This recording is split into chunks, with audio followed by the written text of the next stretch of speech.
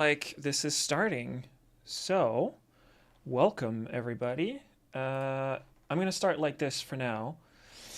Um, I'm gonna be trying something new here. So, if you're here, you probably know that like a little while ago, I made a video about sort of the history of Flight Simulator,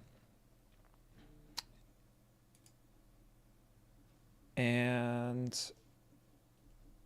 uh, sorry, all right, let's see how this is going. If you can hear me, first of all, please let me know. Uh, this is very different from, well, I'm so used to scripting. So what I want to do today is go ahead and try out Flight Simulator 2024. I haven't tried that much about it, so I just know that my setup should be working. But I want to go explore not necessarily the planes or anything, but just how the world is, because that's what I'm interested in. How the world. And thanks, Mo. Good to know. So I've just explored a little bit, and what I'm interested in is how they've made the tech around the whole world. There's a lot of really cool things that happened all the way till Flight Simulator 2020. I didn't quite look into what they've done for 24, but I think the best way is just to go in and explore it. Sometimes when you look too much into things, you can become too close to the technical, the nuts and bolts, the frame rate, the resolution. So I just thought, let's go ahead and try it out. So I know I'm just going to go do a free flight mode. And there's one place I wanted to go check out. The first thing I wanted to know is if they have made what Meigs Field is like. So in Chicago, and oh, there's a star already. Is that a thing that they do or not? I'm not sure. So it looks like we have Meigs Field as well, just from the start. That's pretty cool. So this airport, it's a big plot point in the story that I tell, is that this airport doesn't exist anymore. It was in, I think, 2003. There was this whole sort of back and forth with the mayor that didn't want to have it anymore. Star means handcrafted scenery. Oh, that's really cool. So they made, yeah, this is quite interesting, because if I zoom out, it looks like the imagery that there is here, I don't know what they have, but it doesn't quite look like it's the airport anymore. Oh, so handcraft. So they made the. Do we know who is it? As in handcrafted by the team. But it's really interesting. The image here looks like it's a lot like the image that you would get on Google Maps. So if we go to, actually, let's go to Bing Maps, because I mean, it's Microsoft. I'll give them credit for that. I've never used Bing Maps any more than making this whole video. So there you go. So if we go to Chicago, I'm curious as to what the area looks like. Yeah, there we go. Can we put satellite? See, like what they have in the game, it looks a lot like the real image that you would have in a satellite image. If I look here, so I'm not zoomed out enough. If I zoom in, the airport comes in. That's so interesting. They have this this thing that these images that, oh, look, it pops back in. Okay, I'm just nerding out, because this is how they make browsers usually, how these maps work. You have these tiles. You can see the tiles that are loading in. This is how a lot of these browsers are, and you can see that they switch image here as well. So they render images at different resolutions for these browsers. That's how a lot of maps. Oh, there's a flyover in Bing Maps. How fun is that? That's pretty cool. There's a lot of if you haven't bought and installed third-party sceneries by yourself, it's a Sobo that made the airport from their city and their world updates, or they handcrafted from the start. That's so interesting. I wonder if there's similarities between this one and Flight Sim 2020 if they went ahead and changed a lot of the world or not.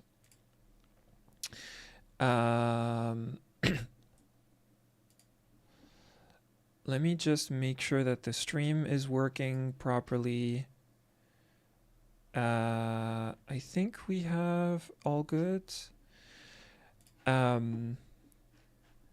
So, okay, if we go back to Flight Sim, so there's this thing. This is so weird. There's also these are, I don't know if there was already this harbor when in flights by the time the airport was still here. I don't know if there already was this port. This is animated. These cars are running. I think that was I can see it's 3D. I kind of want to feel like I can tilt here. So back in 2020, the menu map was a generic one, but in 24, it's the same world that is in-game when you load it so that you see the free flight. Yeah, that's what I noticed as well. It has this like zoom animation. I just tried it really quick. You can see like this is still low res. It feels like the map is generated like this. This is so interesting. I wonder, so if I just keep zooming out, yeah, that's what I did basically. I still haven't clicked on it. I was just zooming out. So that's pretty cool. So they're basically doing a lot of what I think Google Maps does that. I don't think Bing Maps does it. I don't think I can go in and sort of change. But if we go to Google Maps, you can do that. I'm in Firefox, so the browser might not work. But if we go there, I think in their browser, they also give you 3D for some areas. So if we change, I know this is more about just maps in general than just Flight Sim so far, but I think there's, maybe you can't do it in the desktop. Yeah, Microsoft Menu Map Simulator. I know. Look, I'm nerding out about this. I'm just exploring it for the first time. We can take off from Meigs Field. But look, there's a problem here with the rendering. The ocean is what it's like. I don't know if it's because it cached it, but now it wants to put water on the runway. So if we actually go and take off from somewhere. So this is an interesting thing. When I made the video, I had to choose which aircraft I was going to use to make the Flight Sim video. And so if you look at the video, there's the Cessna Citation, which was used that I used a lot. So there's this whole section where after the COVID part, I flying in a Cessna Citation. There's a lot of the ending is also with that same plane. And part of why I did that is because the cockpit is pretty wide. So you can do a lot of shots from the outside if I'm trying to show an area. It was also in FSX, I think. So this is a Dassault, I think. I don't remember. But these jets are really handy because they have a pretty wide cockpit. So it's really nice to show a view from outside. But they also go really fast because I'm not actually interested in doing the whole flight. I'm actually interested in showing the world. And so these planes were really handy, except at the beginning where I wanted just a simple engine propeller airplane. This is like a Piper Cub Super or something. Sorry, I don't know all of these planes anymore.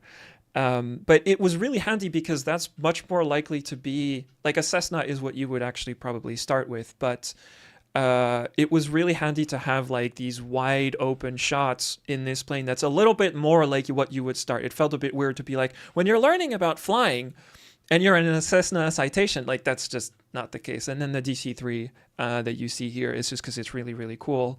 But it's a bit...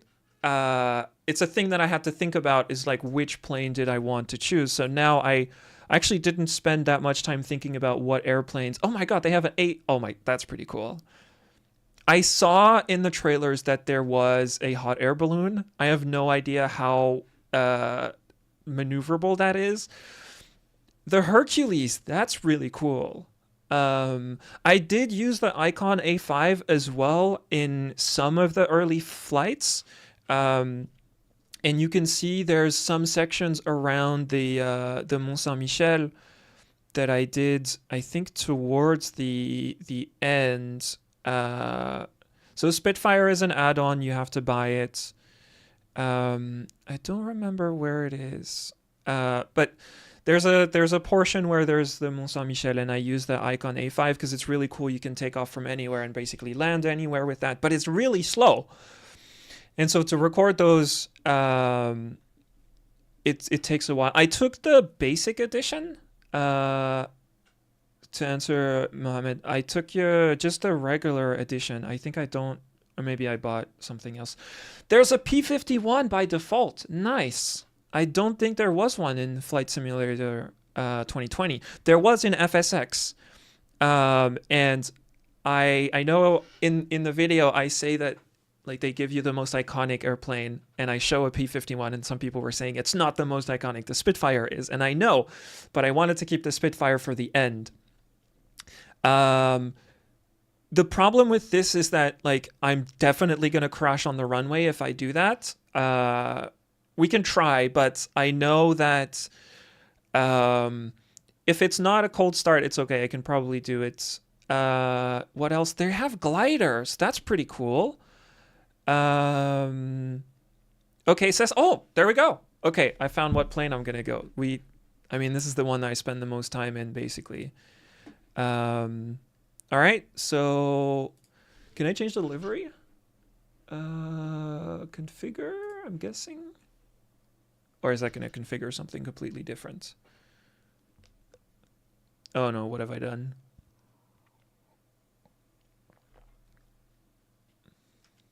Okay. Oh, nice. So I'm loading the game sort of for the first time. So I'm realizing, no, it's not the first time. I actually tested a few things before, but I'm realizing that this is streaming a lot more probably than the previous games. And I think I saw somewhere in the few things that I did see that they also stream the planes, so you don't load the game. You don't have them all here. And correct me if I'm wrong for this. Like, this is things that I purposefully hadn't looked into so far that much. But I'm guessing this is taking forever because it's having to stream the data and the livery. Oh, there's a bit of a bug there. There's a few reasons why I also waited to do the stream. First, because I didn't have as much time before that, and I wanted a bit of a break. And second, I knew there was going to be bugs in the game. I saw that there was some problems with launch, so I wanted to wait a little bit. Oh, that's how they get you. You can buy more liveries. How about we don't do that? These are not amazing. I think I'm just going to stick to... I think I'm just going to stick to the default. I'm going to just be this guy that has the default livery. I actually had looked into, can I get someone to do a custom livery sort of with the design of the channel. And I was wondering how I could do that. I started seeing if I could do that myself. So I wanted to see if I could get some like this logo on it, maybe like MLMD or something as a call sign, but this video took already so much time to do that I was like, I'm not gonna go do that. CJ4 is bugged with that texture issue blanking. Is that also gonna be when I fly? Okay, so we're gonna do a set for departure. I'm not actually interested that much in doing a flight. I'm actually more interested in seeing how the world is. I know there was something with this stadium that was also a bit bugged in Flight Sim 2020. Well, hey, Batuham, welcome. Oh, in game it's bugged as well. Okay, we're gonna have to change liveries then. Fine. I see. Welcome to the stream. I hope you liked the video. Okay, so these are so ugly though. These are things that I was thinking about as well when I was doing the video, is like, which liveries do I take? Because that's the first thing that you're going to see. And so one of the moments I really thought about these are the close-up shots of the Cessna Citation after COVID, when COVID comes out. I just wanted this clean look, and so I went for basically I would have liked to get something a little bit like that, because this is just like clean. It just says Citation, and then in the Spitfire section, I really wanted something that looks like a Spitfire as well. And so thankfully this add-on had basically what is just like a World War II style livery, and I was so happy with that, because in the close-up shots, you can see like this is kind of nice. This is probably a modern look, because I know IWC has been sponsoring like a bunch of people, so this is like something that's been added on for air shows and things like that. But I was like, nobody's gonna care about that, so that's fine. Okay, so back to so I'm guessing all the liveries are bugging. It's not just one. It's like all the liveries are going to be bugged. You know what? Let's still try it out, and then I will change planes midair if I need to. But I have a pretty big affection for that plane. Oh, pilot PC-6. So I'm guessing you can do some like parachutist. That's the airplane that they use, right, for parachutists. Finally, someone who looks into the digital twin of Earth in Microsoft Flight Sim. I know, right? There's some cool stuff going on. There's a serious version. Okay. So which one would that be? I'm also open to just get anything. I want something with Beluga. I'm gonna have to try that eventually. I want something that's pretty easily maneuverable, that's very forgiving, and that I can just go anywhere. We can also take this guy. That's pretty good.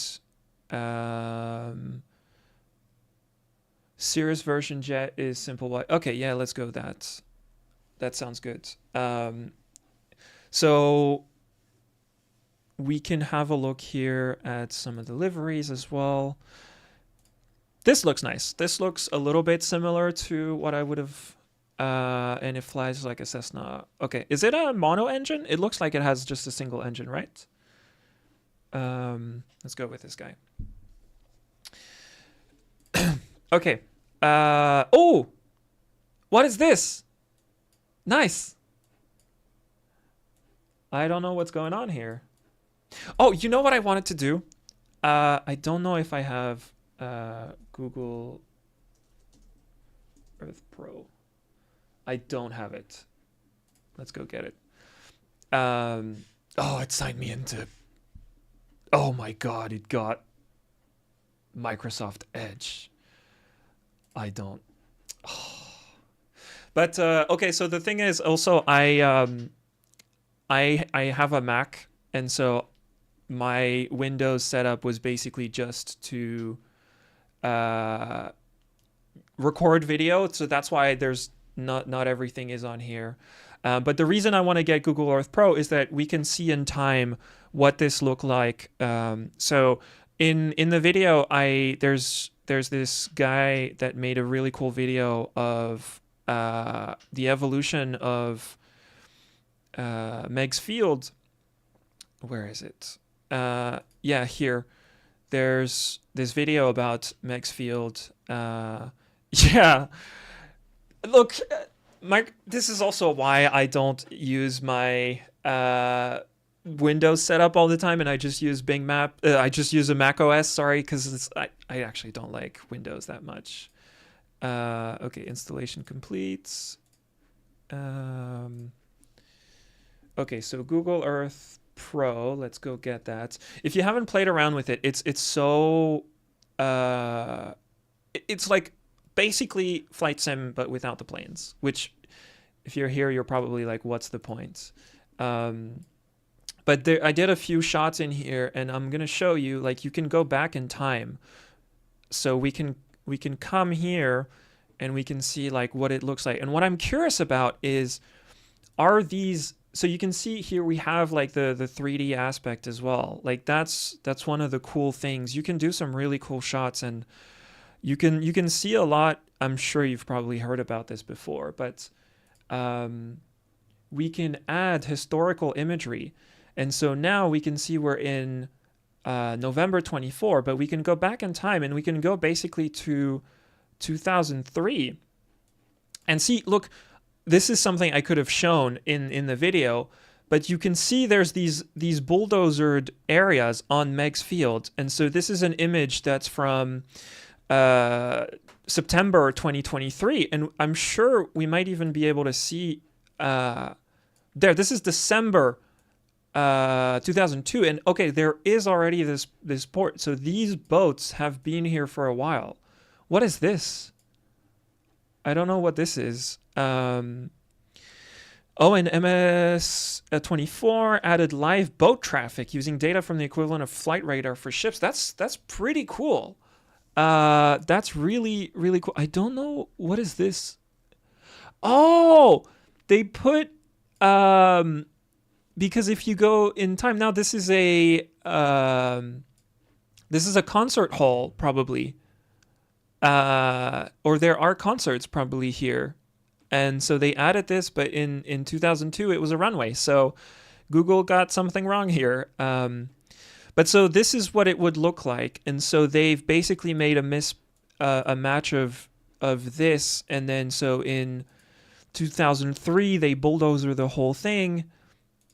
And then 2004 it becomes this park, and we still have the boats. And so the boats on the side of Meigs Field were already there. I actually didn't know that.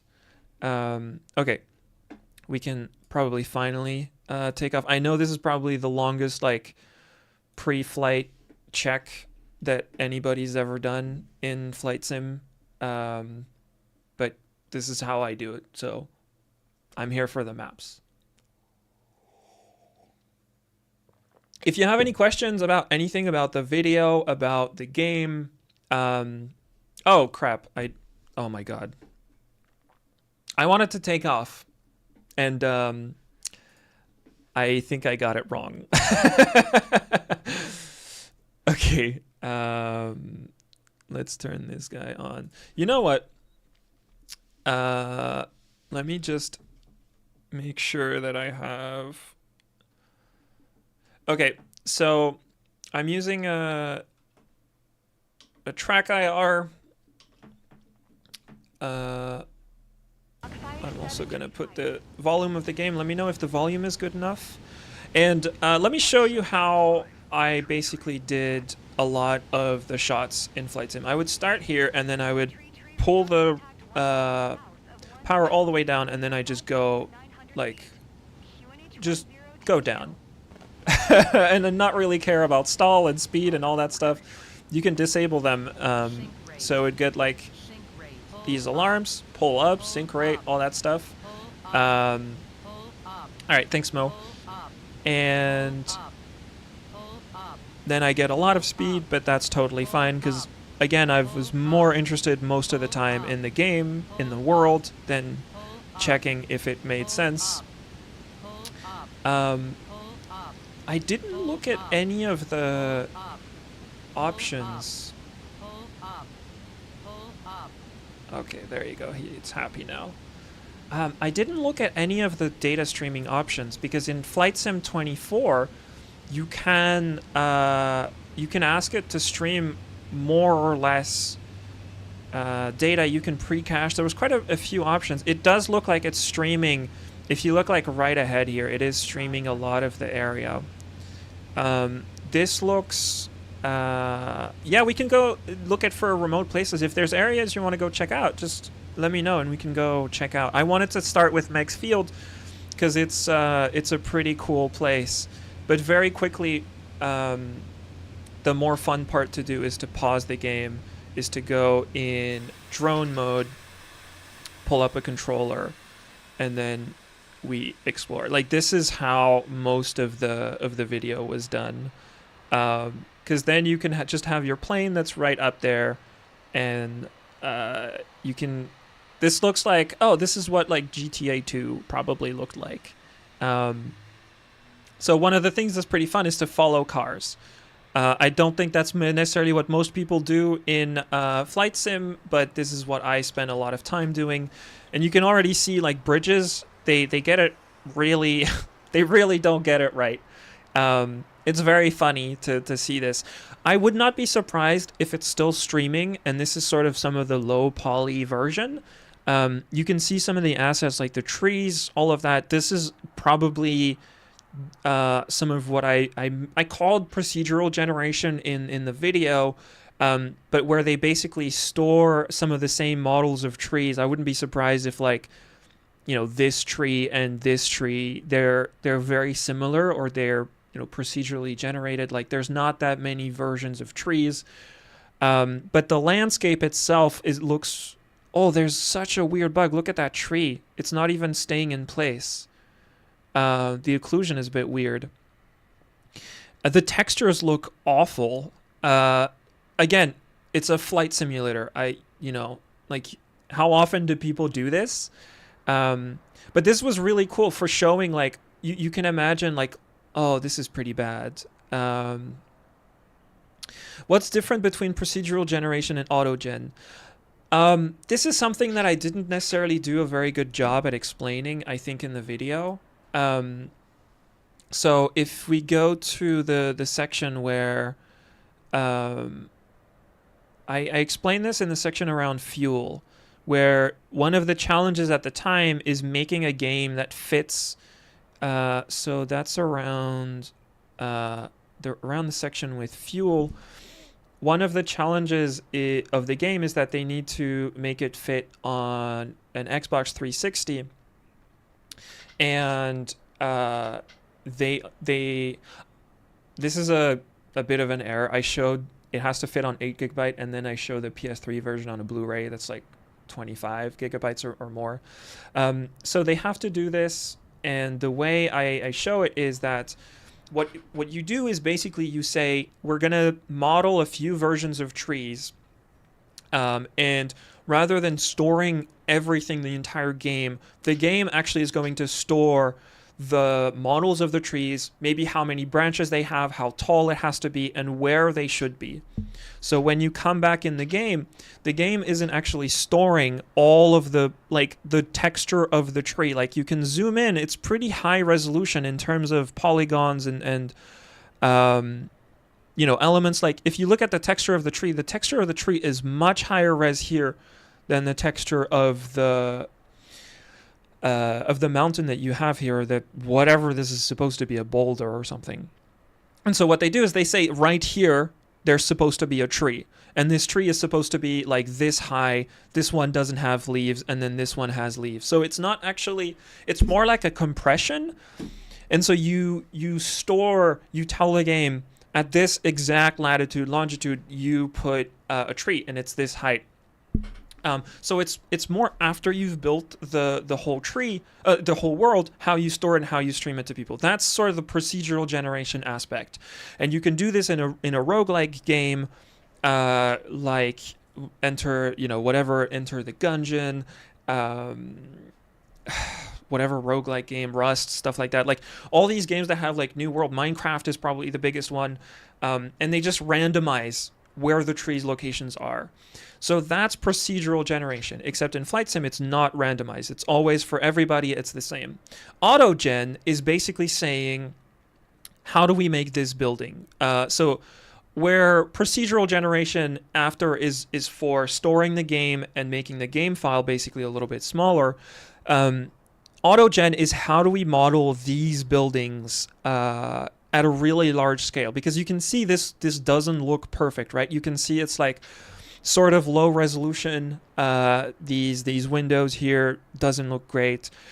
But the number of buildings in the world is like insane. So, like I do this thing in the video where like you zoom out more and more and more, and it's just like so many buildings. So the Autogen is how do they model buildings without having to do all of them by hand. You guys told me earlier when there's a little star on the map, it means that they did it by hand. So if we go to, this is going to take a while going at this speed. I don't know the shortcuts yet to speed up in... okay, let's do that. Let's zoom really crazy. So here, basically what it says is that this was modeled by hand. Oh, that's really cool. Look, you can see that what we saw in the menu map earlier, there's this, it thinks this is, it uses probably an older image, and so it's adding in water. But so this they modeled by hand, so they modeled probably these buildings by hand. So there's a 3D artist that did it in like whatever 3D area they did. They probably then have... so all the buildings in Chicago, like there's this very famous building like here with these like 2 spikes. These are probably with photogrammetry, so like they fly a plane that takes pictures and then they can reconstruct it. But they're looking for methods where at scale, anywhere in the world, if they have some data, they can recreate the world sort of without having to have an artist do it. And the goal is that if you pixel peep like I'm doing, you know, as we're going in here and we're saying, I'm going to look at this exact window of this exact building, sure, it's going to look terrible. Like, this window looks like trash. But that's not what they're going for. What they're trying to do is make it so that when you're looking afar and you're just flying through the world, it has depth, it looks relatively correct. So Autogen is about how do they create the world regardless of how they send it to people. It's about creating the 3D world. And then the procedural generation part is used more, at least from what I've seen, as a way to stream the game to people and make the game file a little bit smaller.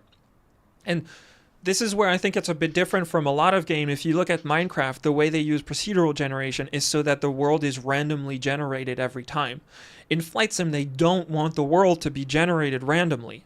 They might have a little bit of it, actually, in some places like the cars here. The cars that navigate, I don't know how they spawn them, but I can tell you right now, you guys, if you pull up the game, you probably don't have this exact car driving here. Maybe they do. I doubt it. They probably are saying every 5 minutes or something, a car spawns. I actually don't know what happens if I follow... See, that car actually disappeared. It's not the... Wait, is it the same truck? Yeah, it is the same truck. So I'm sure there's someone on YouTube that's like, I'm going to follow this car for the next 17 hours. Someone's probably done that. I don't know what happens, but these are spawned sort of probably a bit randomly. See, there we go.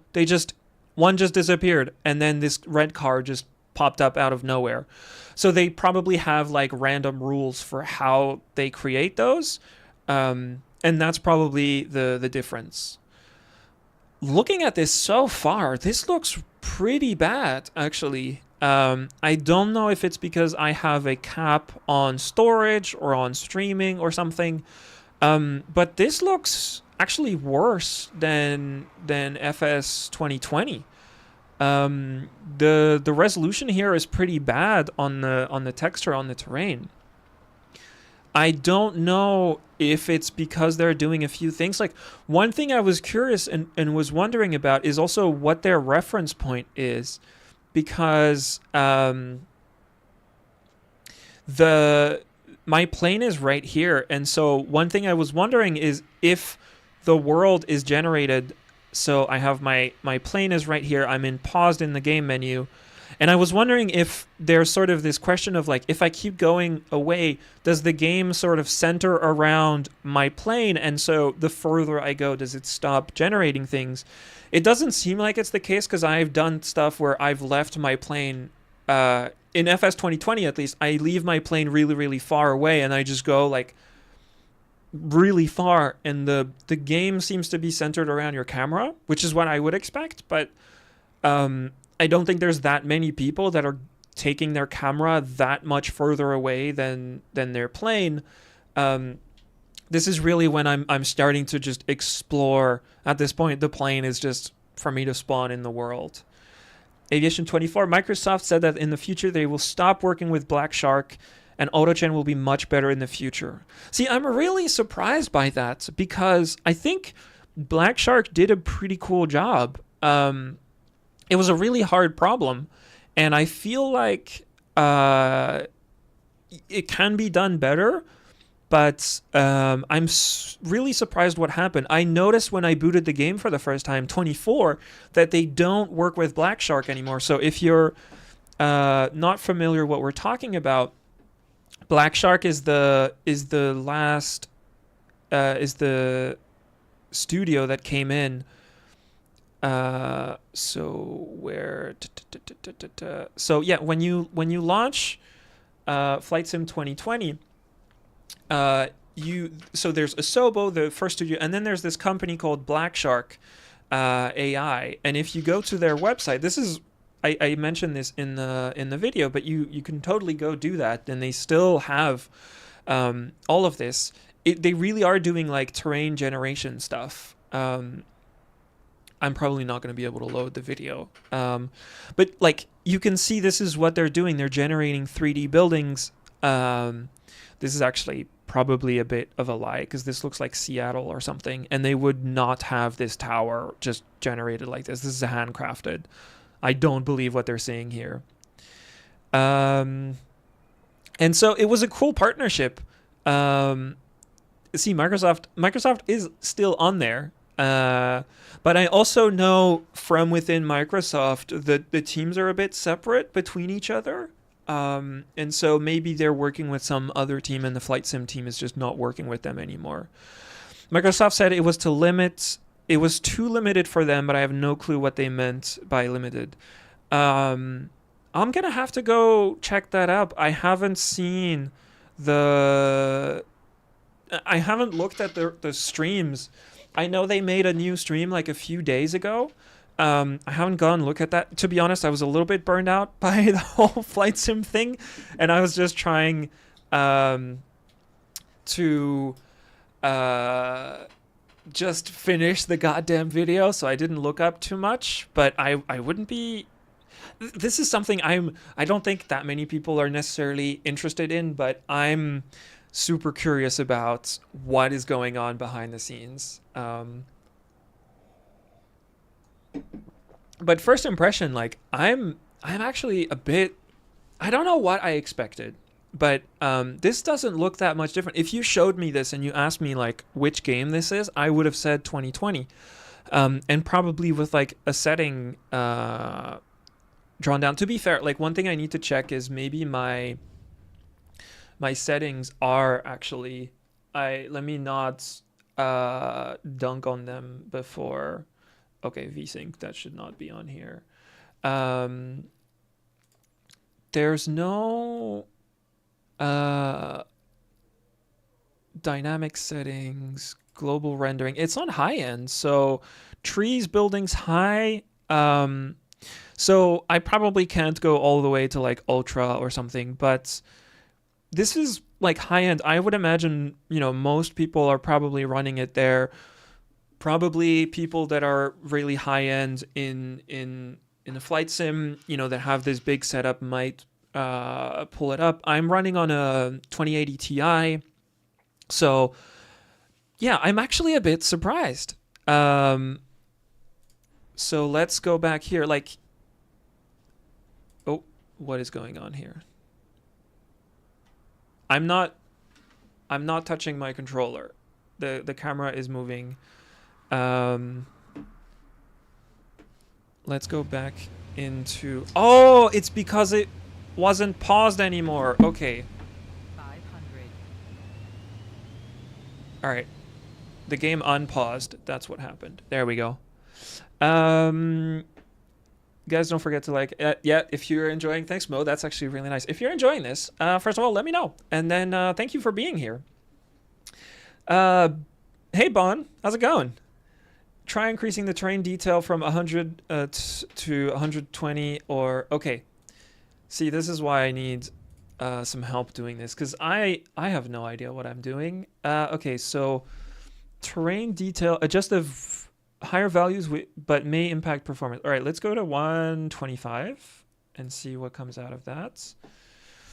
Resume. Okay, so pause the game. Oh, you're right. That is so much better. Okay, so let's just crank it. Because this is actually what I care about. I don't mind if they make the... Wait, how far? Let's just see what happens. Let's just see what happens. Okay, it's a little slower. It's a little sluggish, but it's not noticeably... I mean, look at... I don't know if my car looked like this, I think I'd be a little worried. This is so weird. The texture is so high quality. Look at like the grain of detail, but it looks like not a car. I don't know what's going on here. But this is such a high quality texture for such a pixelated car.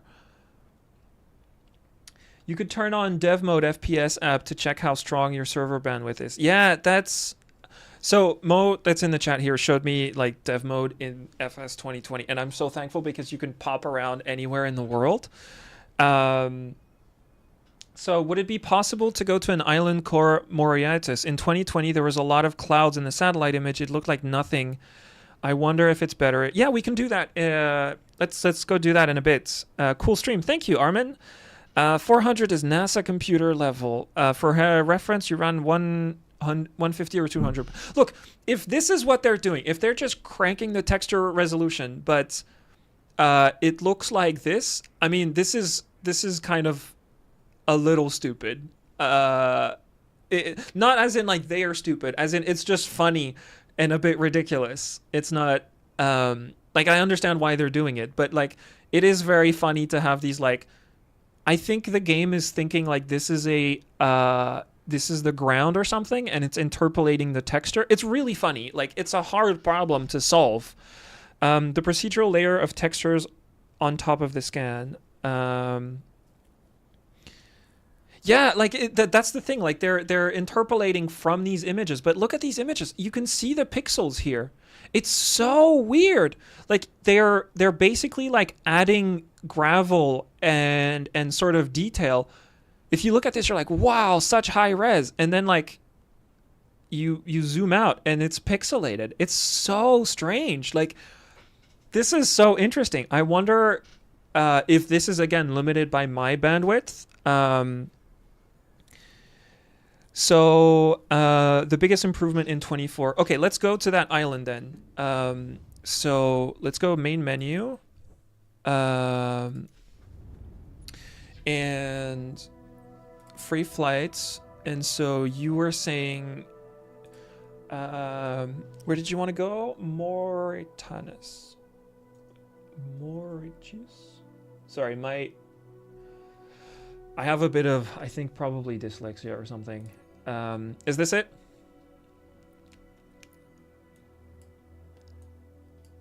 This is kind of cool that they're streaming it as we're going. I actually admit, like, I think that's pretty cool. It takes a really long time to load. Like, that's where, for all the...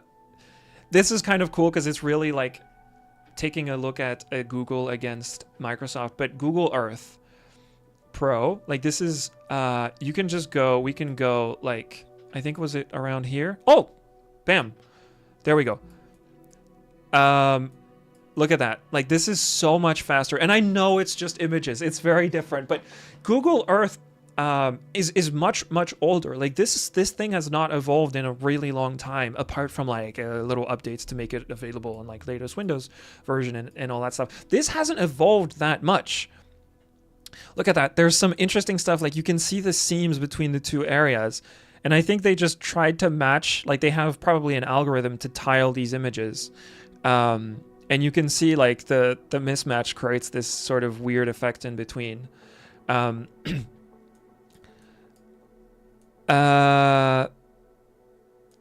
well, they use this for airfields. Why not for anything else?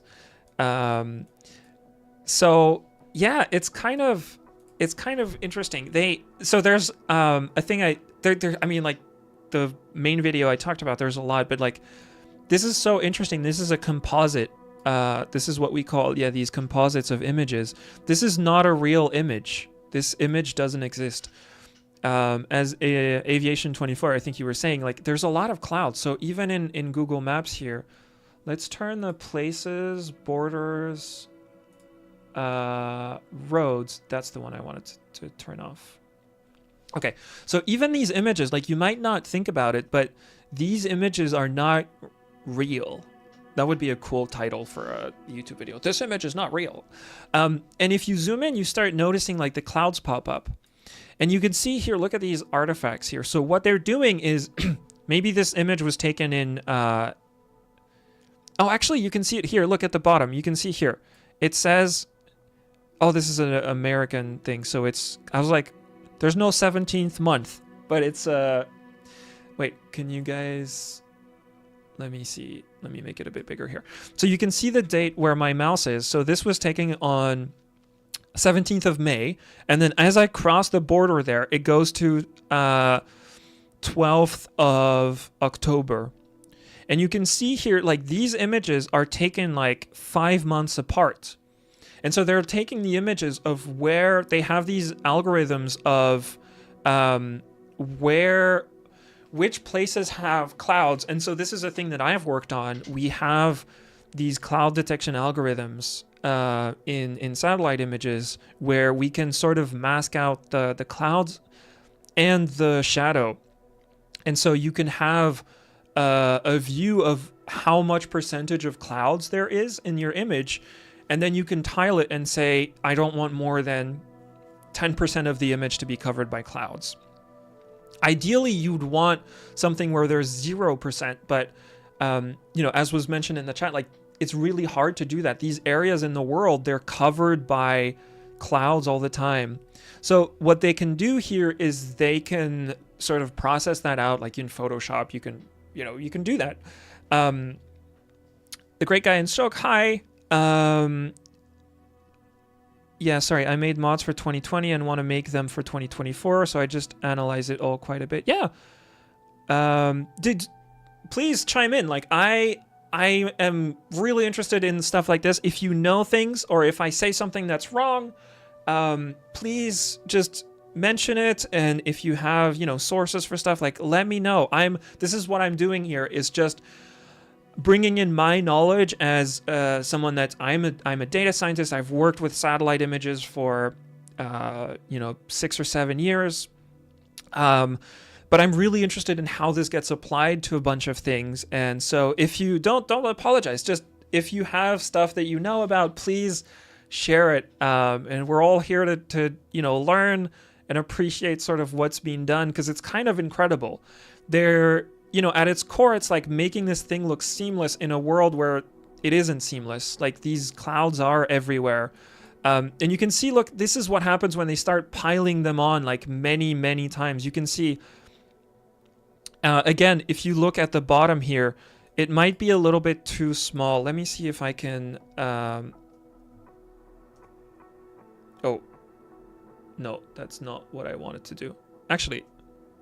No, that's not a good idea. I don't know how to make the UI bigger. Sorry. But there's the date, and you can see there's one... it doesn't actually change the date here. Yeah, it's changing between these images, and so it does look really freaky when you look at it on the side like that.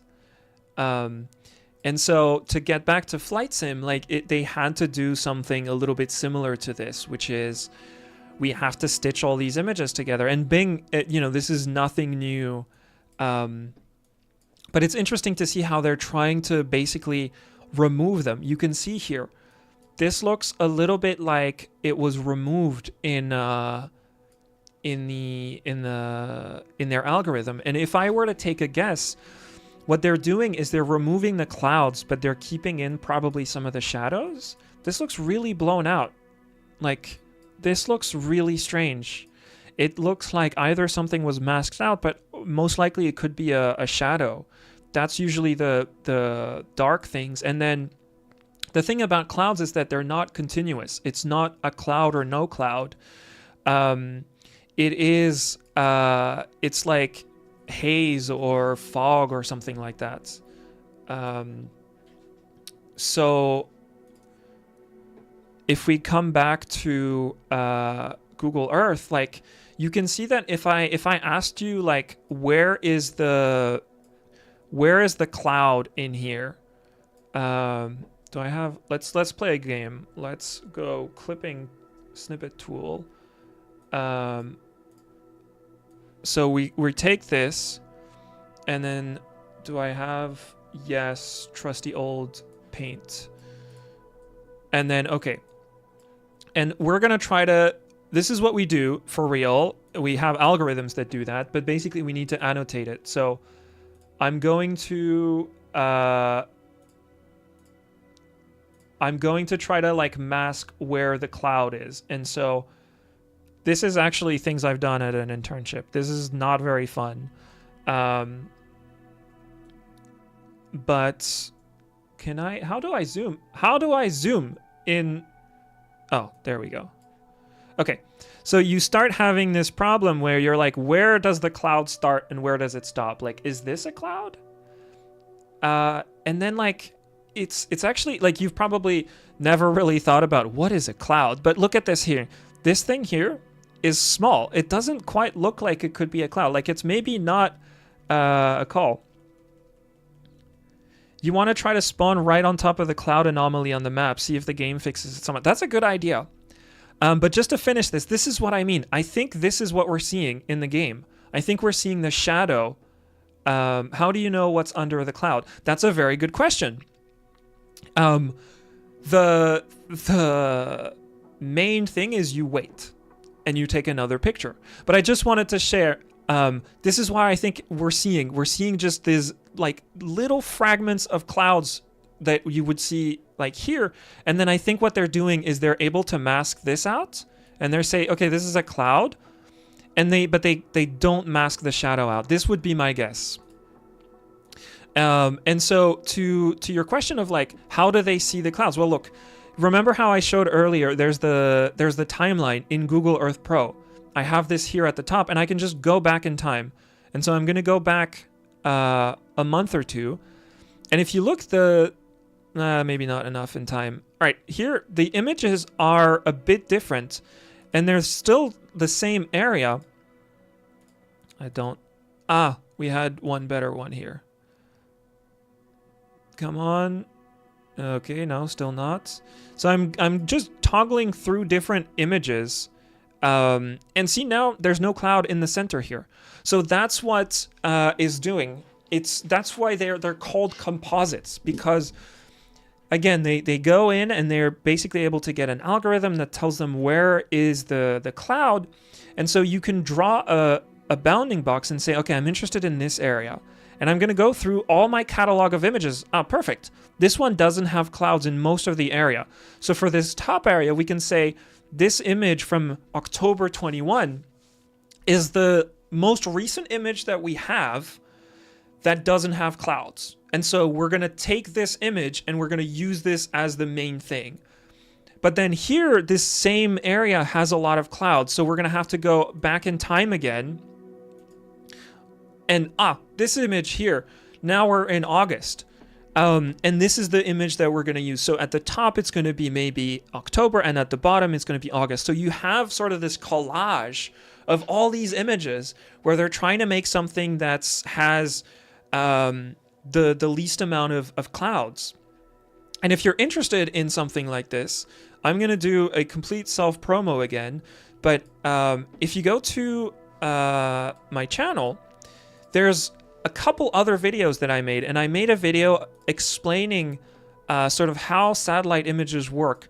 And there's some animations about why do we have just images every once in a while and not all the time, how they'd handle with clouds. I think there's a whole chapter called Clouds. So yeah, look, over time, there's like, this is what I think I had a montage of where, so this is the same image over time and it goes through clouds. And so you can see like That's basically what they do. Like, you can have these composite images. How has AI affected your job in the last few years? Don't mean to disturb. No, go ahead, man. Like, ask questions. I'm just gonna, you know what we're gonna do, what Mo was saying, which is we're gonna set as departure here. There's one thing I would like to ask if some of you know. In Flight Sim 2020, there was a thing that was really annoying, is that you had to start at 5,000 feet. You couldn't say, I want to start lower. I feel like I can't do the... oh, we can do on the ground. Oh, that's really cool. Let's take a helicopter or like a hot air balloon or something. And then we can start from the ground. Let's get the hot air balloon. Fly do. That sounds great. Let's do it. We're going to start right here. And we're going to say ready for takeoff. Okay, so there, great guy in shock. How has AI? I've done some machine learning, so I'm one of the guys that was writing code to do those cloud masks. So you know what I was showing with the clouds? Oh, look at that! Uh-oh. What's going on? What the heck? Oh, it thinks it's nighttime. Wait. Uh-oh. Okay, I need to... Can I change the time? Oh, damn, that's freaky. There was a way to add... Wait, is it the same UI as in the previous game?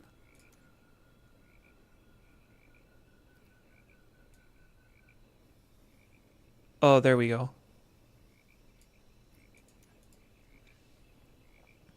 All right, let's take the... Okay, I think I crashed it. But oh, okay, look at that. It thinks... Look at that. They got the... They're just making it this black thing. It looks like a swamp. You can hear the marsh sounds. Like there's frogs. I don't know if you guys can hear those. I'm gonna try to level my face and then stop the track IR. This is very funny.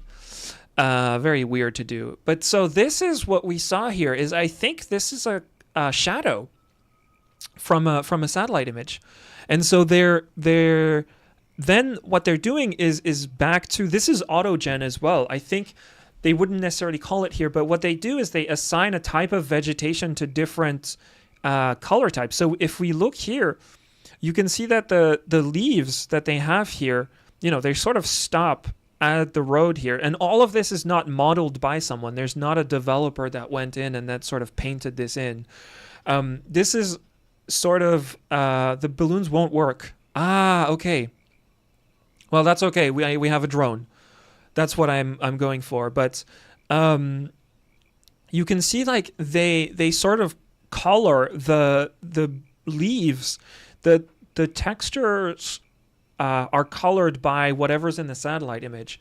And so if you look here, it looks like it's completely burned and scarred. But my guess is that it really just is a shadow from a cloud that they got wrong. Sorry, not that they got wrong, but they didn't mask out properly. And so you get this entire thing where there was probably like a giant cloud here in the satellite image that they ended up using as the texture here. And so then what they have is that they have an algorithm that colorizes or probably changes some of the vegetation based on the color of the texture. And so... yeah, so they don't quite... Bush plane is quite a good idea. It's funny how really close to ground looks good, but if you go slightly higher, it looks awful. But that's really the thing, is that they have this... You were asking sort of how machine learning, you know, impacts our work. A lot of this is like, what's the data that comes in? And then a lot of it is we're building models that can interpolate a lot of areas given some input data. And so the input here is, you know, if you see a ground that looks like this, well, the vegetation probably looks like this. But this, even if you look at this, this looks like a nighttime image. It has this like bluish, greenish look. It looks like a nighttime or like a shadow of a leaf. You know, like the fern that they have here, you'd expect like this to be green. This is sort of this grayish blue. It's so weird. And then this is even more trippy. Like, this is just dark. But see how they still have these models of ferns and leaves, but they just paint it with the color of whatever is in there. So basically what they're doing more and more is the world is so big they can't model all of it, but they're trying to take in as much information as they can and then guess and have a machine learning model and just a regular algorithm with rules. If the color looks like this, just color the if the ground looks like this, color the terrain, and this is what you end up with. And so why is it important to develop new algorithms? Well, because I think there's this sometimes misconception that like, oh, algorithms are not good. But imagine if they were able to catch these shadows. Like, it would make the world better. Because if they were able to make a model that was a little bit better at catching shadows of clouds and also removing it, they would have found a better image. And it would have looked more like this side here. And you can see these dark spots. It sort of looks off. And so that's what we're doing. That's part of the job that I was doing and working with teams, is how can we better catch these edge cases? Because it's not a cloud. It got removed. But it's the shadow of the cloud, and it still has an impact on how the land looks.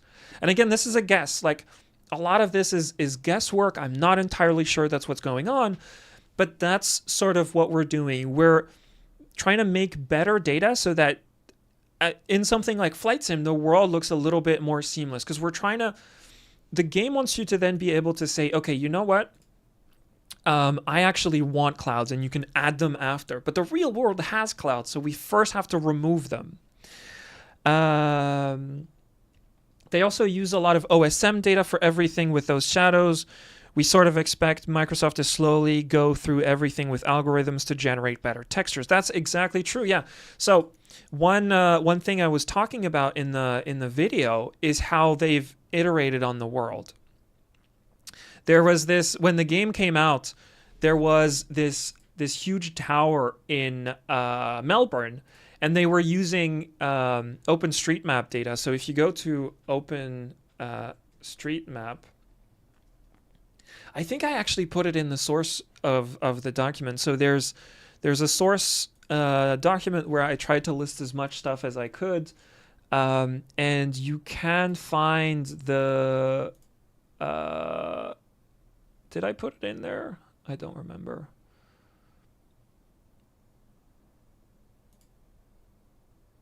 No, I don't think I put it in there. But you can go to OpenStreetMap, and because it's sort of this map of contributors. It's like in the video I mentioned, it's like Wikipedia for maps. So everybody has drawn these, and it's like contributors that come in and do all these maps. But if I click on, I haven't used OpenStreetMap in a while. Okay, if I click on this building, it actually tells me, okay, this house, and it tells me the postcode, a bunch of different things. It doesn't have it here, but in a few areas it tells you how many floors there are, how many levels there are. And because this is given by contributors, by just a community, it was wrong. And so it led to basically this 500-story tall building. And so that's how we deducted they were using these data sets. So they, of course, first make those places nice with the most people fly by. So Africa is rather low in priority. Exactly, yeah. So if we come back here, what I wanted to show is like this world is going to iterate. So in a way, like we're doing this stream today, but if we come back in a year or two, they might have updated the images because you're streaming this data.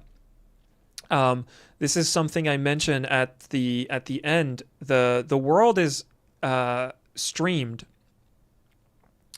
You know, it's this bizarre thing where they really just stream the world to you. You have this like low poly version and then they stream it. They can update the model in the background on their servers, and they're continuously doing that.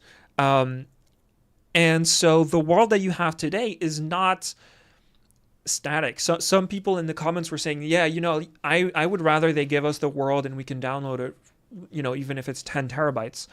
The thing is, this world is continuously changing, because our world is continuously changing. Here, you know, there's like some buildings here, but these buildings were, you know, they were built at some point. And this is Microsoft estimating. You can see the edges right there. And so they say, okay, they have another model. Basically, it's able to see, this looks like a house. So we're going to add a 3D model. Thanks, Mo. Thanks for the help.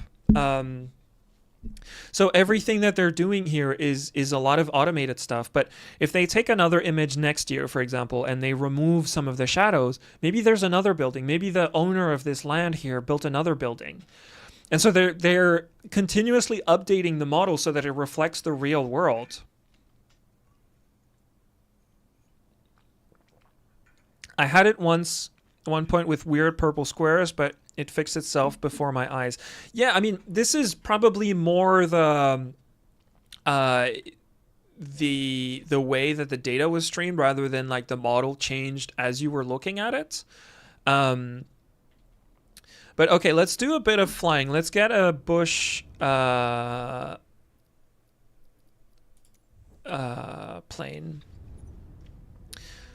Okay, wait, come back. Free flight. Okay, anywhere else you guys want to go? Or should we try something else?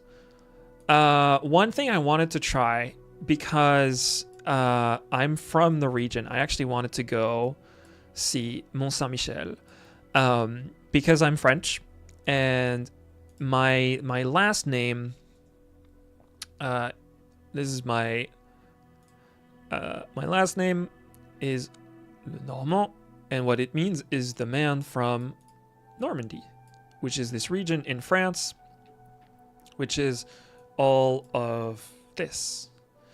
And so there's this iconic monument over here, which is called Mont Saint-Michel, and I show it in the video just because it looks cool and just because I can.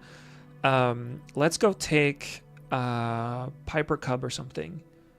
Zlin Aviation Savage Cub.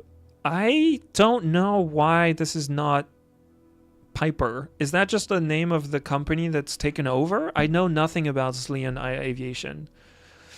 Brittany people triggered. Yeah, there's this joke that people in Brittany just well, they don't like us. But this is always the case for everywhere. Okay, this is probably the closest thing that looks like a Piper Cub. So I'm going to do that. It's a bit slow, though. That's the thing with those plane, is like they're really nice for bush, but that's okay. Let's go with that. Change the livery. Why are satellite images generally better in Europe and North America as in better resolution? Well, because, well, first of all, that's not necessarily trivial. That's not always a given. But I mean, that's like a long, long conversation. I'm going to go with this one. I recommend really, if you want to know a little bit more about,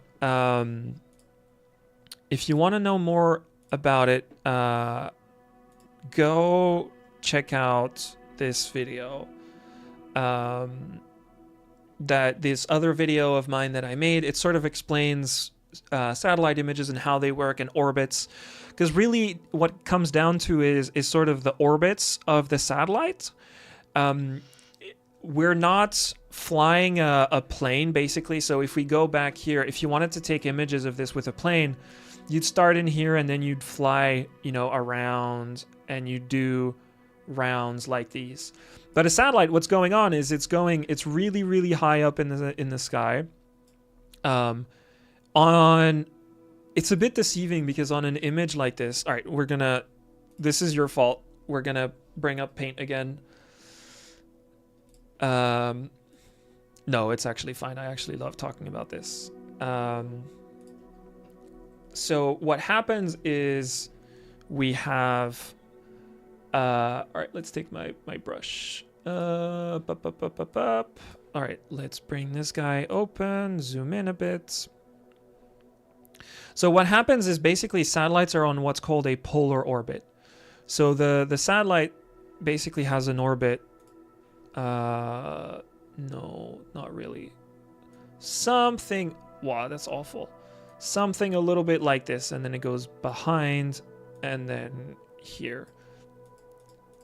And sort of behind, and you understand, right? And so the Earth itself is like rotating, right? So as the Earth rotates, the satellite itself here is sort of going up and down like that, and it's taking, so if I have my little satellite like this is where I have so much respect for someone like Pirate Software that's able to just do things in Paint. I don't know how he does it. And so this thing would, I would take an image here on the ground, boop, like that. That's my image from my satellite. And then my satellite is going to move up and down like this. So it might take another image, here, and then another image here, and all that. And then the Earth is spinning, so then you would come later, and so the Earth would spin a little bit like this, and you would take another screenshot, and I think you get the idea. So it would be like this. A little bit later, and so my satellite is going here, still the same orbit, but the Earth has turned, so now it would take images of here, right? So it sort of doesn't care where it's looking at. The problem is you have to tell it where to look at, and sometimes the people that own the satellites are usually from Europe and North America, and so they care more about these places. So they're gonna try to take as many pictures here and then maybe downlink it when they're somewhere else. It comes down to like which regions of interest. If you're interested in exploring satellite images, not the highest resolution. If you're interested in the highest resolution, just go to Google Earth Pro. But there's this really cool website called, if you go to EO Browser, I have it here. I'll put that in chat as well. Go check this out. EO Browser is this really cool thing where you can access real satellite images from anywhere in the world. These are completely free. As compared to here, you can see at the bottom it says Landsat Copernicus. But if I zoom in on, we're going to go to Mont Saint-Michel, you're going to see the image credit is probably going to change to like Airbus. Yeah, there we go. See, it says CNES Airbus because now it's using this like really high-res resolution from Airbus. So these are private images. But we can go to Mont Saint-Michel. Does it know where? Yes, Mont Saint-Michel. And so these are real images from these completely free program. They are capped at around 10 centimeters. So we have the same problem of like, there's clouds. So let's go at a different, okay, we're not going to be able to see Mont Saint-Michel. It doesn't matter. We can zoom in on these images and you can see they're a bit blurry because they're at 10 meters per pixel. But we can see houses, we can see fields, and this image was taken 4 days ago, sorry, we're the 30th. And you can explore in time what things look like. You can go see what it looks like in summer, at Christmas, and you can go back years, and this takes images every 6 to 12 days. It's incredibly valuable. But you can't make something like Flight Simulator necessarily with it because it's not high resolution enough. You can see like we're starting to get to the limit. But this is not used to look pretty. It's used to calculate sort of the yield of these fields. because we can know the color, we can know when the fields are ripe or not. There's a lot of really valuable information that we can derive from things like that. So that's not necessarily for the highest resolution, but this thing takes a very large area. You can imagine it's a zoom, it's a very large wide lens. Look at how big this thing is. This is one image. Look at how wide that is. Just, it took like half of the size of France in one image. And this is one satellite. And so it's taking these really, really large areas as compared to the Airbus image that we were seeing. It might take an area of just like 5 to 10 kilometers. So if I bring in, there's a ruler here. So let's be generous and say it does 10 kilometers. Okay, I'm gonna make a square of 10 by 10. Okay, so this is my square. This is, now I take a zoom lens. You know, if you're into photography, you change your lens and you want to see something really, really far away. This is the problem. If I want very high resolution, I need to look at a very, very narrow area. And so this small area is what the high resolution satellite can see. And so now for me to cover this whole area, I need to take one picture here and then another picture there and then another like this. So you only do this for areas that you're really interested in. And that tends to be places in Europe and North America, because that's where the people who launch the satellites tend to be from. And this is changing over time, but that's because you have to, either you look at a very large area and then you have sort of coarse resolution, or you use a relatively narrow area field of view, but then you get a very high resolution. It's the same on your phone. If on your phone you go wide area, you take a picture, you get a big panorama, and then you can zoom in on the picture, but you don't see that much detail unless you change lens. It's the same for a satellite. It's just really high up in space. I forgot what we were trying to do. Yes, we were trying to take off from here. What I did the other day is there's this long piece of road here. And there's this long road to go to the Mont Saint-Michel. And so I'm like, this plane doesn't need a lot of space to take off from, right? So what if we put it here? We say set as departure and ready for takeoff. I figure I can probably just take off from here. Now the question is, which direction is it going to put me in? If it puts me like pointing this way, I'm kind of screwed. How do I, no, I don't want live weather. How do I change? Oh. So we'll see how that goes. I don't want live weather. How do I? Oh, there we go. Okay, let's do golden hour because that's always nice. All right, let's start the flight. According to Jorg, in certain countries like the Middle East or Asia, they don't have the explicit authorization to use high-res satellite data for public products. Okay, great. Now we just pause. We're gonna go back here. There's a really cool thing I found during my time playing with flight sim. Let me just start this up.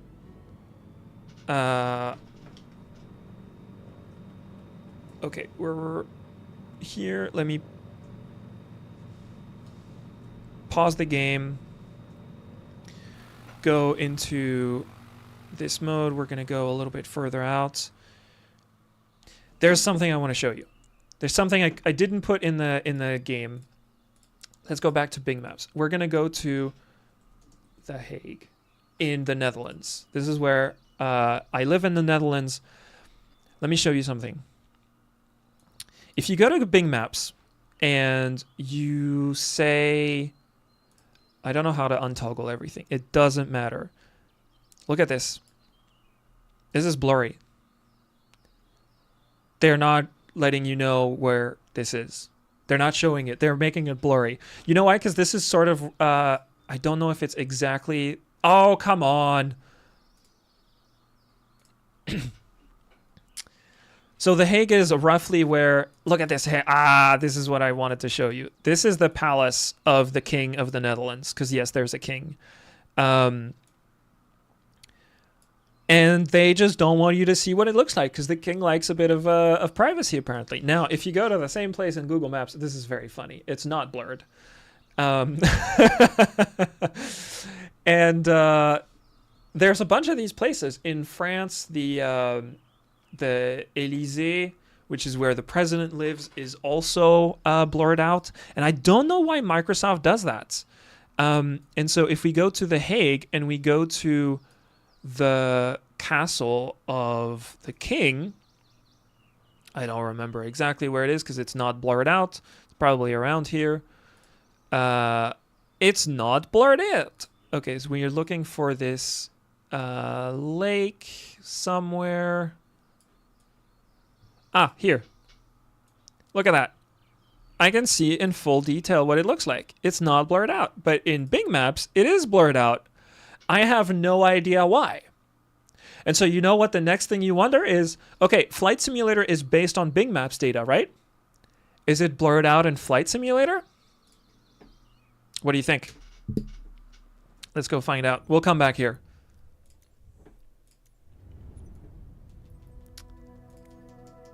Let's go check it out. All right, let's go to the Netherlands. Let's go to The Hague. What do you think is going to happen?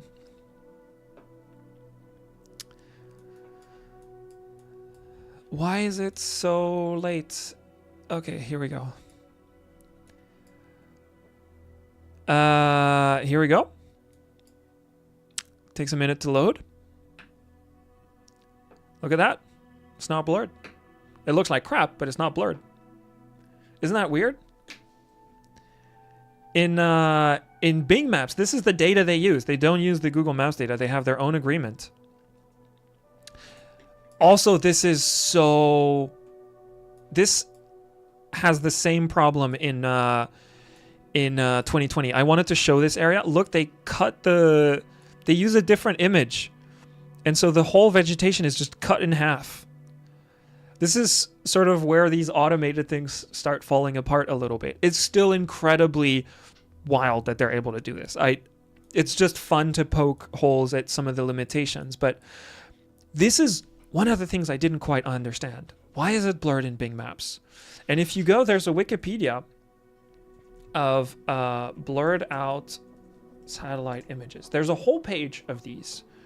These are like, okay, so list of satellite images with missing or unclear data.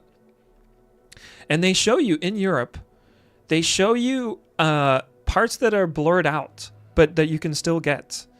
And so the Palace of the Dutch Royal Family, that's what I just showed you. It's this. This is blurred out in Bing Maps. And so you can explore all these things. And it's just very fun. But the thing is, like satellite images, again, I showed you this thing earlier, this Sentinel Hub EO browser, where you can go in and you can see at least 10-meter resolution. So it's this weird thing where they don't want you to see some things easily accessible, but then in Google Maps, it might be blurred, but in Flight Simulator, it's not. So it's this weird behavior in some areas. This is why maps are so fascinating and so weird. Every French base is probably 10 Downing Street in the UK is also blurred. I don't know. Let's go find out as well. Oh, I was already in free. Okay. 10. Is this going to work? If I put... Oh, they don't do it. Okay, I actually don't know where Downing Street is, so if I have to find it manually, this is going to take forever. I'll just take your word for it. You know what? I'll just take your word for it. Maybe a handcrafted 3D model. No, the Hague is not. That's photogrammetry in the Hague. Yes, but again, like there's they have photogrammetry for areas like these, but they have, why is it? Oh, am I too? There we go. This is again their images that are stitched together that are not quite.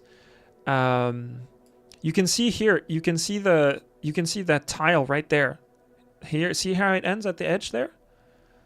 You can see it a little bit more if I end. So it's not a problem of the photogrammetry. It's the problem that the images are not tiled correctly. It's not a seamless link between the two. So it looks quite nice in this area, but then as we zoom out, it sort of falls apart. Look at that clear cut. It looks like just like a laser or something just cut it through. I think it's because they're also using images from Maxar. So Maxar is like Airbus. It's a company that does these very big satellites. So there's Maxar and Airbus are some of the two biggest providers of these high-res images. Surprising how small the list for Europe is. Oh, thank you for the coordinates. Let's see, does that work? Yes, it does.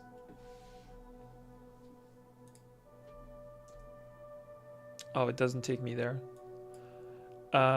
It doesn't actually work in the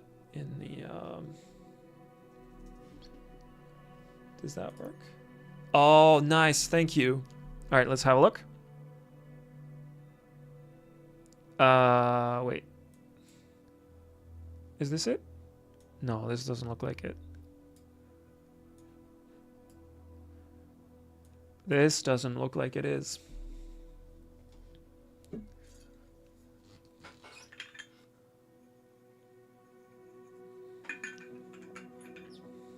That doesn't quite look like it. Does it?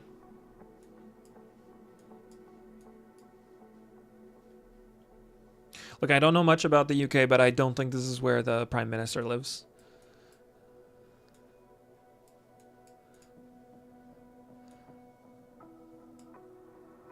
That's all right.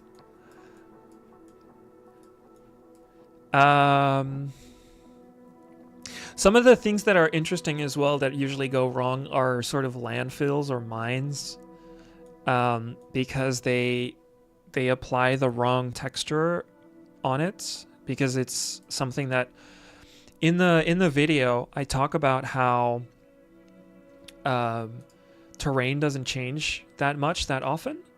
So I recreate the world and I say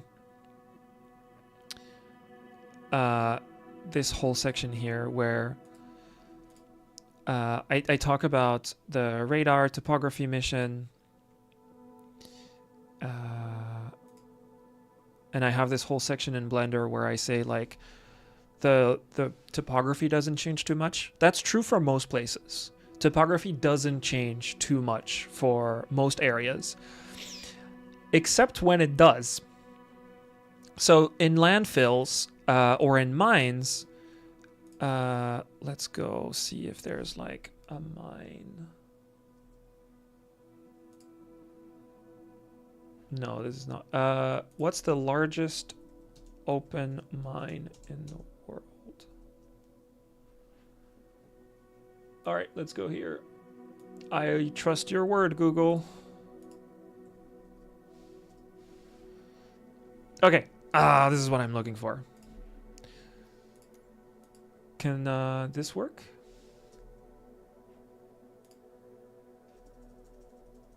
Is this Bingham?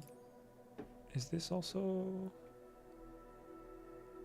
right, I'm gonna leave it a second to load. Is this? Oh, it's in near Salt Lake City. All right, let's go.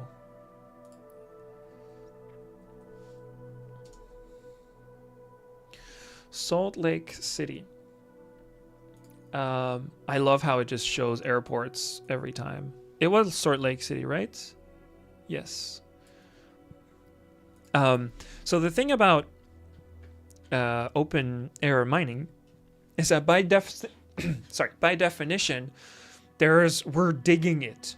So we're digging a lot of dirt and we're moving it, and then we're bringing it somewhere else. So it should be somewhere here. It's just taking a while to load. So while we do that, let's actually look it up in Google Earth Pro.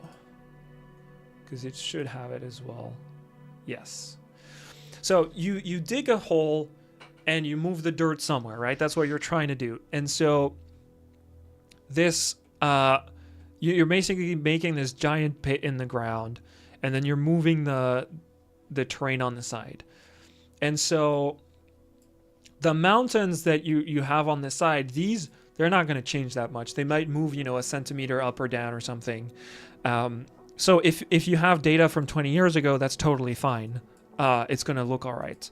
But if you do open air pit mining like this, in 20 years, this thing might have been dug like halfway through more than it was before. So you have to have something to... this is where you want updated maps. Okay, we have it here. Let's go fly next to this thing. Again, let's do our bush takeoff. Set as departure, and we're gonna do ready for takeoff. Let's do here. Let's go see what this looks like. Could you explain what Maxar and Vexel are doing in Microsoft Flight Sim 24 to model the Earth? Because I thought it's just Bing Maps, but they mentioned these two maps providers. Sure. So it's a little bit like how I'm not gonna lie, this looks pretty cool. So we talk about Google Maps and we talk about Bing Maps all the time, but you have to, if you look in... Okay, my plane's about ready to fly. Let me just get ready, pause the game.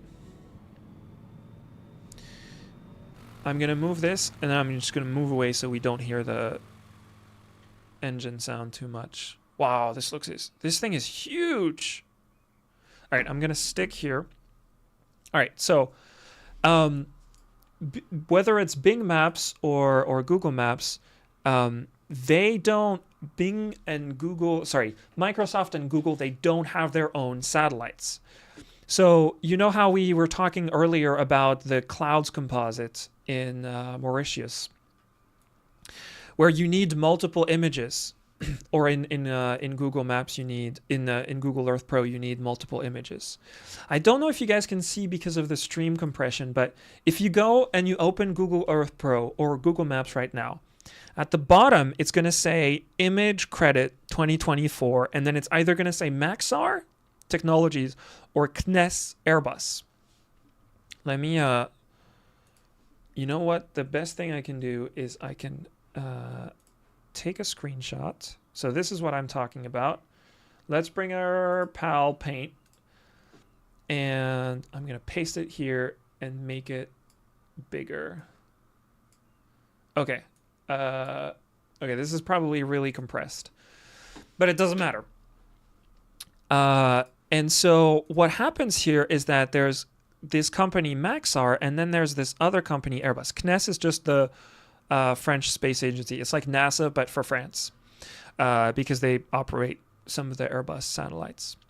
And so what's happening is that these two companies, Maxar and Airbus, they are the ones that have built, where's my hand? That have built, that own, and that operate these satellites.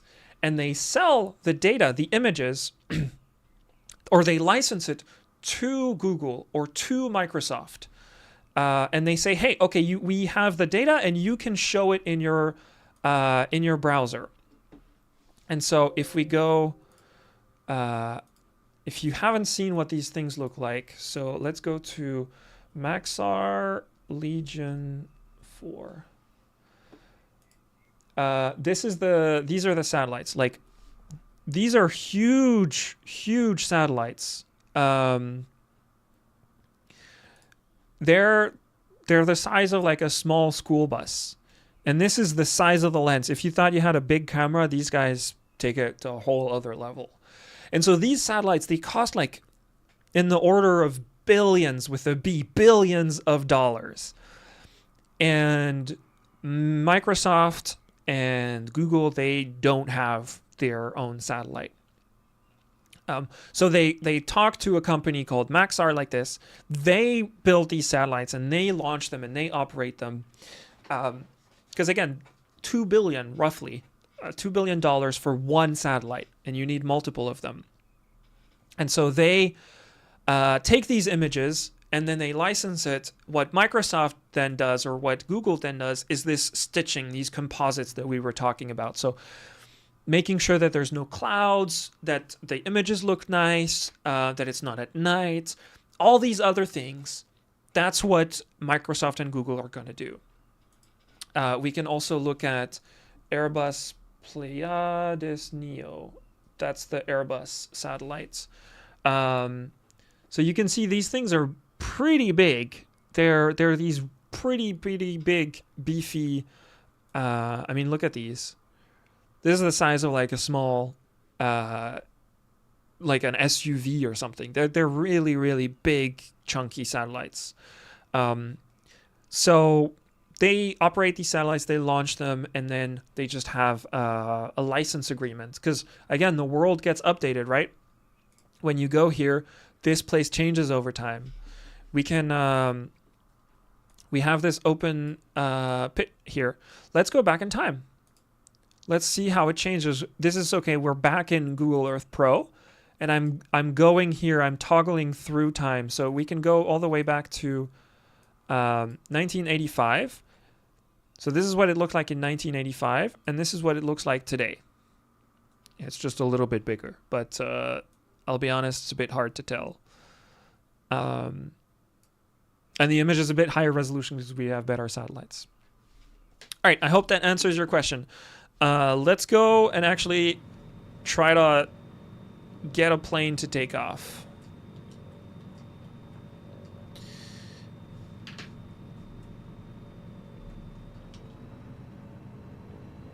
I'm gonna go real crazy. All right, we're up.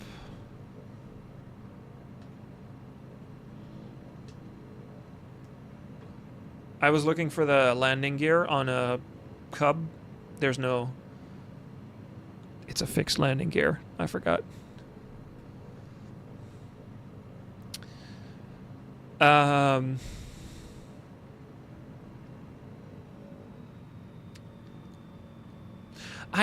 I saw in the trailer, there was also like this, there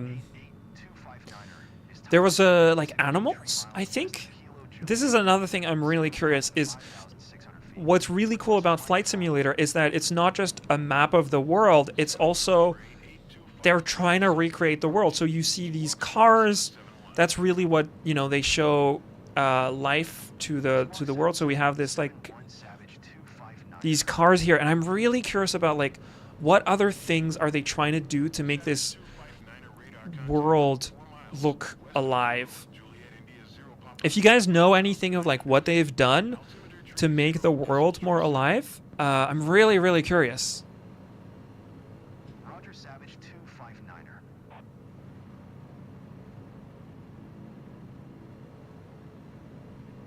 This is the thing about these planes are really cool, but like because personally, like I do like flying, and I've done these flights, and it's really nice. Like I'm just so curious about the world.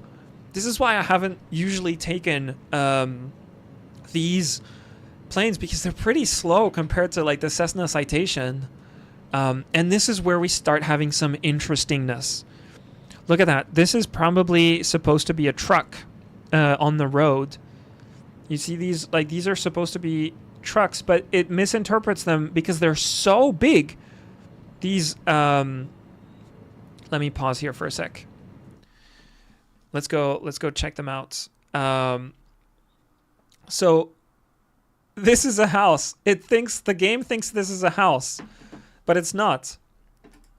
Let me pause this. You guys probably might know what this looks like. So open pit mining truck. It's something like this, but seen from above. But look at how big this thing is. This thing is massive. And so because of that, it's the size of it's more like the size of a house.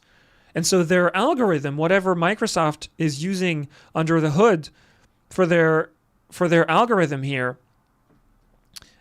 just thinks that this, it looks like a house because this part here is sort of grayish and this is white. It looks like a house. And so what it does is it just infers this must be a house. One of my favorite ways they got this wrong is in FS 2020, let me see if I can find this Reddit post. There was this museum. Maybe you guys saw this. There was this museum in Russia. This is in FS 2020 when it first came out. And it had planes, but it interpreted them as buildings. And so you have these houses that look like airplanes in the shape of airplanes, which, to be fair, that looks like a sick house. It looks pretty damn cool. Aviation 24 says live ship traffic, accurate data of how animals migrate, live air traffic. That's all I know. Accurate data of how animals migrate. That's really cool. They added thousands of visual landmarks like telephone antennas, smokestack, and a modern named Puffin Flight compiled. What? I don't know what that is. Did they change weather at all? Last I played was FSX, and that was already okay-ish. I don't know how they do live weather. That's something I didn't look into. I thought about looking at like how they modeled weather, but I didn't do that. The animals are the actual models from Planet Zoo. Is that true? Oh, that's so cool. Weather and the whole lighting engine is new. Clouds now actually have substances when you fly through them. That's really, really cool. See, like, there's so much that goes into making a world like this and a game like this. Like, the only thing I can say at the end is, like, how blown away I am. Because I'm just one guy in his bedroom that's talking about how interesting it is to go look at the world, right? But, and I know a thing or two about satellite images and maps, but it takes so much to be able to, for me to be able to render this and run it on my desktop. And we're looking at these like little details and looking sort of behind the curtain a little bit. But once again, like, they're not just doing one single place. They're trying to make the entire world everywhere. We have this huge world and this huge map that we can go anywhere. And, it's kind of incredible. I think it's really important to keep that in mind. And I see this exercise more as just trying to understand a little bit more how it's going and experimenting with it. My goal is really not to, poke fun at this. It's more to actually have a lot more respect and try to understand what's going on and how it's happening. And so here you can see a little bit of what I was talking about. See how this road right here, this one right there, that one looks right. You see this, it has, this bump here in terrain. And so you'd be like, yes, it looks like the road follows the terrain. But then you look at here, it goes down. And there's a few reasons for why this might happen. The way they get the terrain and the way they get the actual image, the texture that they project on top, those usually come from two different moments in time. And so when they took the satellite image, which is probably the most recent, so what the color of what things look like, so the fact that there's this road is probably most likely more recent than the terrain, the 3D aspect, because you need more images to be able to do that. And so my guess is that they had data from the terrain, say, a year ago, and then in the meantime, there's just more dirt that got piled on here.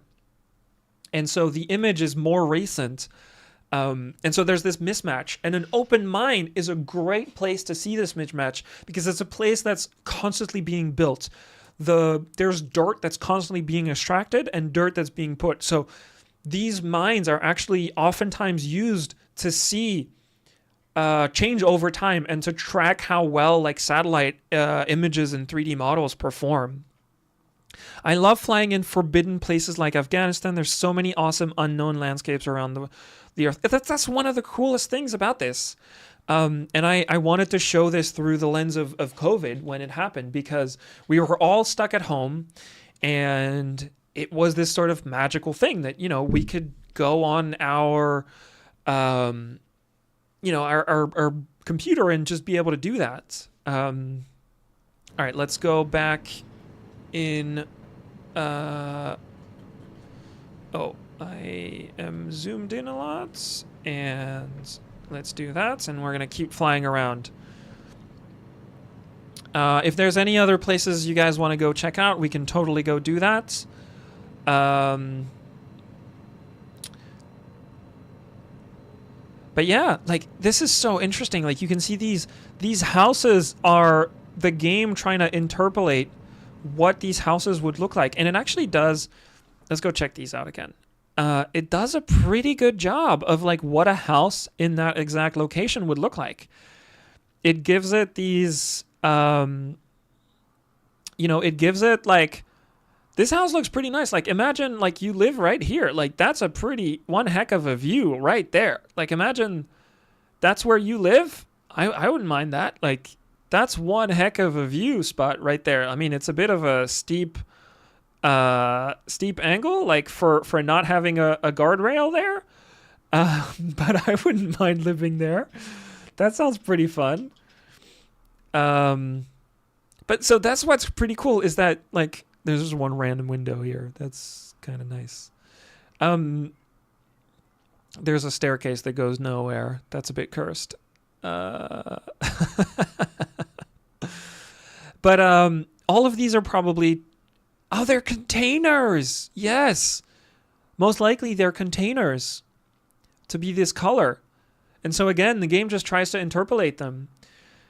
So at this point, it's more like a digital twin of the Earth that you can use for a zillion research purposes. Yeah. So there's, I barely mentioned it, but in here, if you go and you go Bellingcat Flight Simulator, I mentioned this in my video as well. Bellingcat, you should go check this out if you're interested in what how people are using this. If you don't know who Bellingcat is, they are a open source intelligence agency, and they do research on like what's going on in war zones, all of that using open information that you can find online.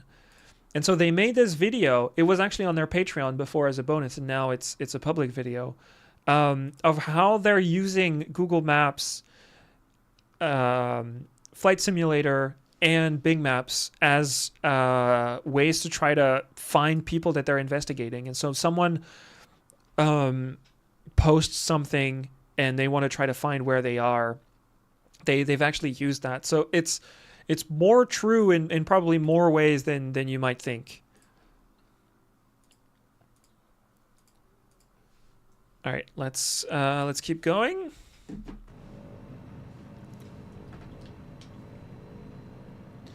And I'm curious to see what's going to be on the other side. Like, I can feel like I'm pretty much full throttle here, but it's having a bit of a hard time climbing. So you can see in some of these areas, like, it is pretty well modeled. Like, these buildings are probably buildings. Oh, there's an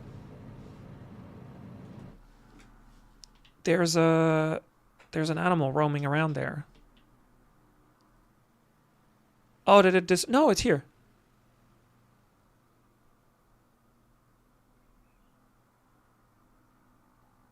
Wow.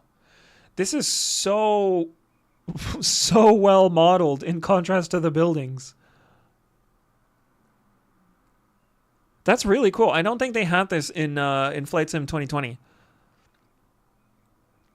This is so funny that like these models are very well modeled, and then you look at the texture and it's like so pixelated on the ground. Like, you can tell that Flight Sim is going to keep on getting better because these images are going to keep on getting better and better high res. But you gotta remember, they're trying to do the entire world, and so just getting one area high res is not enough. They got to get the entire world every time. It's a hard problem. All right, let's go inside, see what's going on. I don't know why there was a moose there. That was a bit random and pretty funny. Ah, look. Okay, I'm sorry. I keep like moving around every 5 seconds, but there's going to be something interesting here. You know how we were talking about earlier, there's the clouds there's shadows in the images. Well, guess what? There's the shadow in the pit here as well. Let's see if we can tinker around with the sun. So I'm going to go here, and we're going to change where the real-time weather. This is like one of the most godlike things you can do in this game. Is like you can just be like, all right, I'm going to change like what time it is. And we're going to put the sun all the way at the top. And look at that. You can still see there's shadows. These are the shadows of these ridges in the real satellite image. They're not really able to remove that. See, this is what the shadow here, that triangle, this is what the shadow of the game is rendering. But what we have in black here is the shadow of the sun in the satellite image that they're using as a texture. Hey, just finished catching up at 2x speed. Super interesting stream so far and perspectives to think and learn about. Are you planning on doing more of these streams?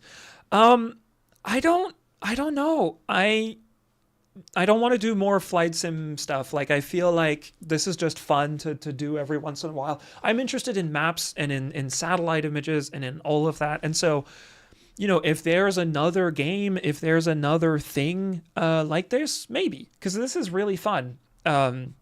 I don't know if it's interesting, but I'm having a lot of fun doing this, and I'd like to do more things like that, sort of breaking down how maps and satellite images are used in our world, because I think that's a thing I haven't heard that many people talk about, but probably not as much more on flight sim, because I don't want to just make stuff about Flight Simulator. I want to make again, if you go take a look at the channel, I've done other videos about other topics, and I'd like to keep doing videos about like sort of whatever topic I'm interested in related to maps. I also have a podcast, and if you're interested in understanding a little bit more about what's possible with maps, go have a look at this. There's probably some things of interest for you here. This might give you a clue on some of the topics that I would like to talk about. So very recently I talked with Phil Edwards. He came on the podcast, so you might know Phil Edwards.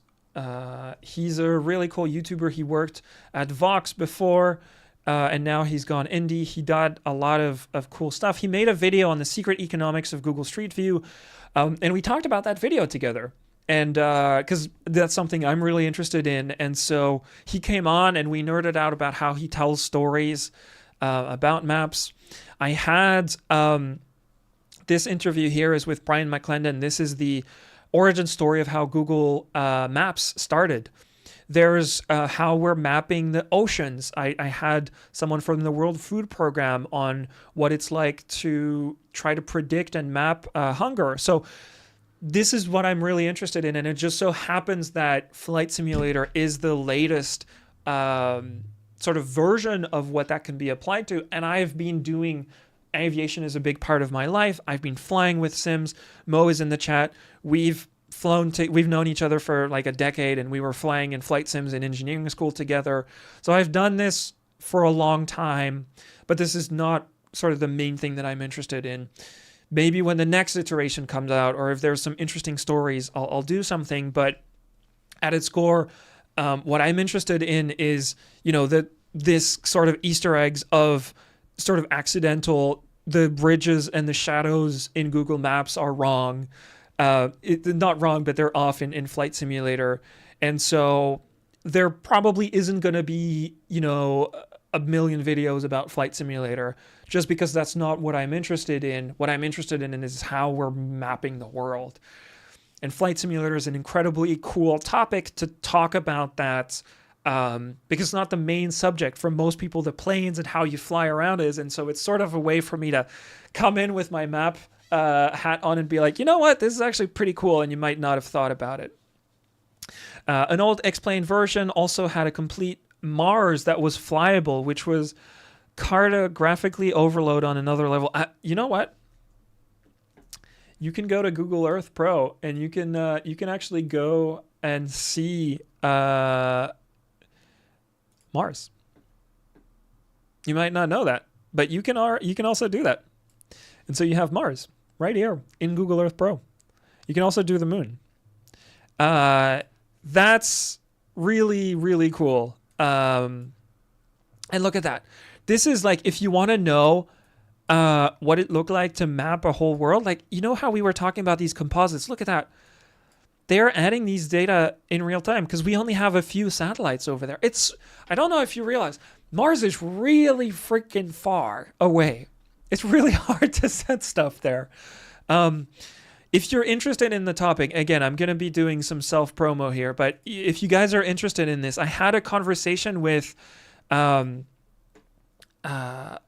Calif 3 here on how did we map Mars. And so this guy is one of the people that helped land the Mars rover. And so we talked about sort of how do you map. Look, you talked about how they decide where to put north and south in on Mars, because it's not obvious. Why would this be the top? Why would this be the bottom? It's not necessarily that obvious. Why not this point? And then how do you make coordinates? So this is the topics that I'm interested in. I want to bring you guys stories of how we map stuff, and not just like old maps, but like how like our world is built around that. That's what I want to talk about. Max, just I'll ask York to release a new iteration just for another stream then. Yeah, I mean, I'd love to talk with him on the podcast. It's something I've tried to do, is see if I can reach out to him, but it's I'd love to talk about sort of, you know, everything. I can poke fun. I can poke holes into like, okay, I think this is how it works. I think this is what they're doing here. But at the end of the day, it's just me exploring and a bunch of people on the internet. Simon Racing, hey, just watch your latest video because it got recommended, and have to say well done. From start to finish was enjoyable. You got a new subscriber. Thank you so much. That's really, really kind. And I realize it's going to be a couple hours that I've been doing this. My voice is starting to die. So I think it's going to be about time to wrap it up. Thank you so much for, you know what, look at this pro transition. Not so pro actually, because I don't know how to have one view with with the circle and another without.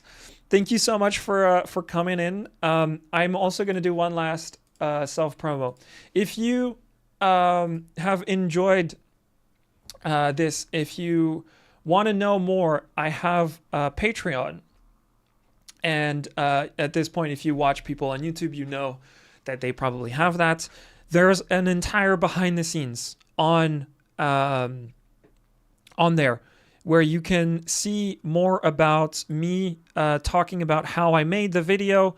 I walk you through some of the footage that I used. I walk through some of the edits that were done. There's a lot of Blender that was used in there. If you want to see those and behind the scenes and support the channel, this is the best way to do that.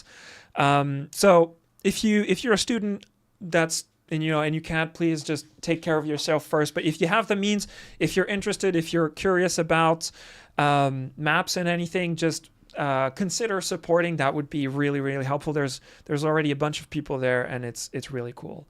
Thank you so much for tuning in. This was really fun. And I hope to bring you more stories about maps sometime soon.